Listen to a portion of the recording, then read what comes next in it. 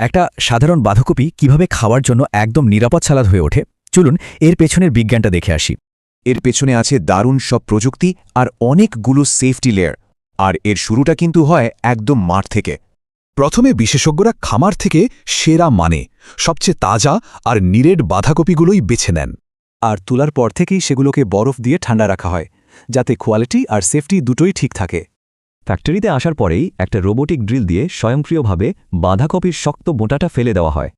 এই অটোমেটেড সিস্টেমে মানুষের হাতের ছোঁয়া লাগে না বললেই চলে, তাই দূষণের ঝুঁকিও অনেক কমে যায়। এবার সবচেয়ে জরুরি ধাপ, কারণ সালাডটা তো কাঁচাই খাওয়া হবে, তাই না? এখানে কোনো ছাড় নেই। মানে স্যানিটাইজার আর বাবল জেটের সাহায্যে নিশ্চিত করা হয় যেন পাতার প্রতিটি কোণা একদম পরিষ্কার থাকে।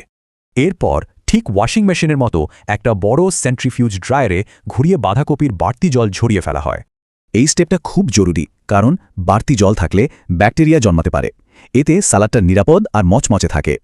প্যাকেজিংয়ের আগে সালাদকে একটা হাইটেক অটোমেটেড চেকিং সিস্টেমের মধ্যে দিয়ে যেতে হয়। এই মেশিনটা ডিজিটাল গার্ডের মতো কাজ করে, যেন শুধু নিখুঁত টুকরোগুলোই প্যাকেটে যায়।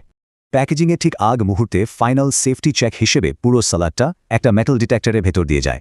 এতে মেশিনের কোনো ছোট্ট ধাতব অংশ খাবারের সাথে মিশে যাওয়ার সুযোগই থাকে না। কিন্তু এত কিছুর পর সতেজতাটা ধরে রাখা হয় কিভাবে?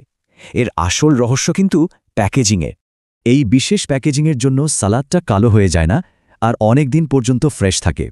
সবশেষে ফ্যাক্টরি থেকে দোকান পর্যন্ত প্যাকেটগুলোকে একটা নির্দিষ্ট ঠান্ডা তাপমাত্রায় রাখা হয়।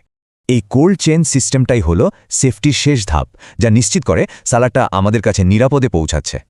এর মানে হলো আমরা দোকানে যে সালাদের প্যাকেটটা দেখি তার পেছনে একটা নিখুঁত আর নিরাপদ প্রযুক্তি কাজ করেছে।